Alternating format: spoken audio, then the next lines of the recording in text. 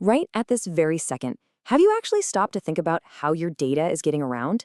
I mean, right now, as you're taking in this explainer, there are literally streams of invisible information bouncing from your device, flying across continents, and moving through this unimaginably complex digital plumbing system. Where's it all going? Who's looking at it? And honestly, the biggest question, how is it actually protected? To really wrap our heads around the scale of what we're dealing with today, just consider this pretty staggering shift. Back in the year 2000, only about 28% of Americans owned a cell phone. Fast forward to 2021, and that number absolutely exploded to 97%. We've witnessed this massive, unprecedented explosion of internet-connected sensors, and they're living right in our pockets. We're generating data at a volume that has just never existed in human history. So welcome to The Explainer. Today, we're diving into the digital battlefield. To really understand it, we have to map out the hidden plumbing of our data privacy. We're going to explore the architecture that makes our connected world possible in the first place, look at how that exact same architecture is used to track us, and finally, uncover the advanced technologies and frameworks that the pros use to actually defend our personal information. Okay, let's dive into this. Here is our roadmap for today. We'll start with the digital infrastructure, then move into the era of surveillance, hit privacy-enhancing tech, and wrap up with the cybersecurity fortress. All right, part one, the digital infrastructure. Before we can even talk about how data is exposed or protected, we kind of need to understand the underlying architecture, right? The internet's roots actually go all the way back to the 1960s with the military's ARPANET. But it wasn't really until the 1990s that the commercial web as we know it today took off with HTML and HTTP. A huge pivot happened in 2013, though. The intelligence disclosures by Edward Snowden acted as this massive catalyst that drove a really rapid shift across the web toward encrypted HTTPS traffic. And today? Well, we're in the era of HTML5 and edge computing, where data is increasingly processed right at the outer edges of the network, just to handle all those billions of pocket sensors we were talking about earlier. But underneath all of that modern evolution, the way data actually moves still relies on TCP/IP. As you probably know, this suite basically breaks your data down into these tiny little digital envelopes, or packets, and routes them across a network of highways to a highly specific IP address. But definitely keep this architecture in mind, because this exact super efficient routing system, where every single piece of data has to have a precise origin and destination, is exactly what makes us so incredibly trackable later on. And because of that amazing network, we've largely shifted away from using what we call thick clients. Those are devices that process a ton of data safely and locally right on your own hard drive. Instead, we've moved to thin clients that rely almost entirely on the cloud. Think of a tablet that pretty much only runs a web browser. Now, that shift is absolutely crucial for privacy. It means your data is no longer just sitting securely offline, it's constantly in transit, bouncing around, relying on remote servers just to function. Which brings us to part two, the era of surveillance.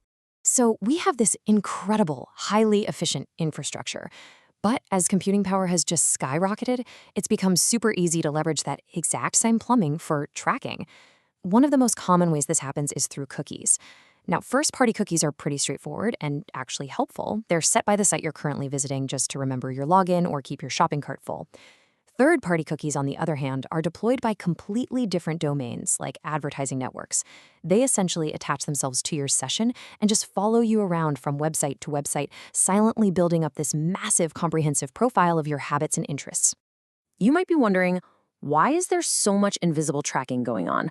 Well, it's highly, highly lucrative. Studies actually estimate that the global data broker market, these are businesses that exist entirely behind the scenes just to collect, cleanse, and license out your personal data, is valued at over $250 billion a year. That is a staggering financial engine driving all of this surveillance. And it's not just what you click on, it's literally where you physically go. Your exact whereabouts are being pinpointed using a few different layers of tech. Cell providers use triangulation, basically measuring the signal bouncing between multiple cell towers to find your phone's physical location. Then you've got GPS satellites accurately pinpointing your longitude and latitude. And here is the one people forget about all the time: photo metadata. Every single time you snap a quick picture with your smartphone, your exact GPS coordinates are very often embedded right hidden inside that image file, revealing exactly where you were standing when you took it. Now, beyond just commercial tracking, this infrastructure is also heavily monitored for security and compliance reasons. Employers routinely use things like deep packet inspection to scan their corporate networks. It's how they detect viruses or stop sensitive company data from leaking out. Similarly, under the Children's Internet Protection Act, or CIPA, public schools use network filtering and monitoring tech to stop students from accessing inappropriate or illegal content. So you see, the technology itself is just a neutral tool, heavily utilized by administrators to manage and secure their own digital environments. But of course, malicious actors want your data too. And honestly, instead of trying to hack through some complex firewall, it's usually way easier for them to just trick you into handing over the keys. This is social engineering. You guys are probably familiar with generic phishing emails, but it gets highly specific. Spear phishing targets you personally, maybe pretending to be your direct manager asking for a file. Whaling goes after the big fish, specifically targeting top-level executives who hold the most sensitive access. Smishing slides right into your SMS text messages, just hoping you'll tap a malicious link while you're distracted. And vishing uses fake voice calls, creating this totally false sense of urgency to trick you into revealing sensitive info over the phone. Okay, let's shift gears. Part 3, Privacy-Enhancing Tech. So how do we actually fight back against all this? Well, professionals use privacy-enhancing tech, or PETs. These are essentially the mathematical and structural shields deployed to defend personal information. Now, what's really interesting about this slide is the critical difference between two terms that get mixed up all the time. Anonymization alters data so completely that it literally cannot ever be linked back to an individual person.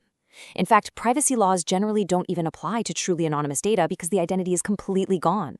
Pseudonymization, however, simply masks your identity. It's like replacing a patient's name with a random ID number. Your privacy is protected from the outside, sure, but the organization still holds a master key that can link that data right back to your real-world identity if they need to. So, data scientists have a few clever ways to actually achieve this de-identification. They might use suppression, which is just deleting the identifying values entirely, like wiping names or phone numbers straight out of a dataset. Or they might use generalization. That replaces highly specific details with much broader categories, like maybe only recording the year you were born instead of your exact birth date. Then there's noise addition. This is cool. Actual data values are swapped with similar statistical variations, so it ensures the overall macro trends of the data stay mathematically accurate for research, but your specific individual data points are fully obscured. But when we actually need to send sensitive data securely across the web, we rely heavily on asymmetric cryptography. Let's break this down without the jargon. Imagine a physical public mailbox. The location of this mailbox is public knowledge, right? Anyone in the world can walk up and drop a letter into it. That represents the public key, which encrypts the data. However, only you hold the private key, the actual physical key required to unlock the mailbox and read the letters inside. And because you never, ever have to share your private key with anyone, this system remains highly secure and scalable across the entire global internet. Moving on to our final layer, Part 4, the cybersecurity fortress. See, privacy is really about deciding who is authorized to see your data, but security is the muscle that actually enforces those decisions and keeps the unauthorized people out. So the crucial point is that true cybersecurity always comes back to a foundational concept, the CIA triad: confidentiality, keeping the data secret; integrity, ensuring the data hasn't been tampered with or secretly altered while in transit; and availability, making absolutely sure the data is accessible to authorized users exactly when they need it. To maintain that triad, professionals rely on gold standards like the US government's NIST cybersecurity framework. And this isn't just a one-time checklist. It's a dynamic, continuous loop of resilience. First, you identify your core assets and risks. Then, you protect them with the appropriate safeguards.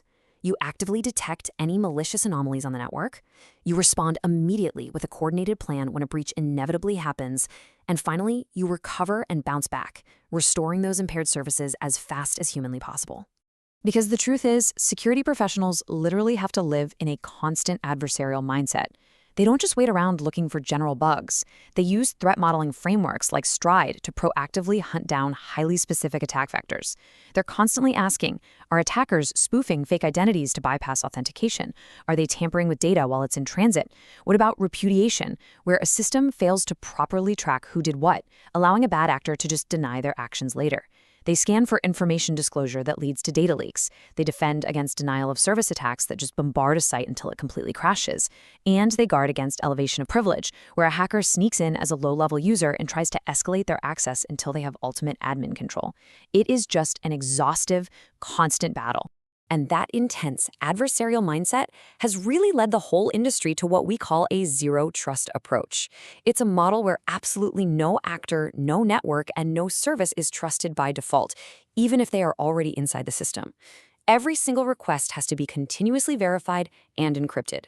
So, as we wrap up this mapping of our digital plumbing today, I want to leave you with a provocative thought about your own data defenses. In a zero-trust digital world where no one is trusted by default, how secure is your perimeter? Take a moment to think about that and keep exploring.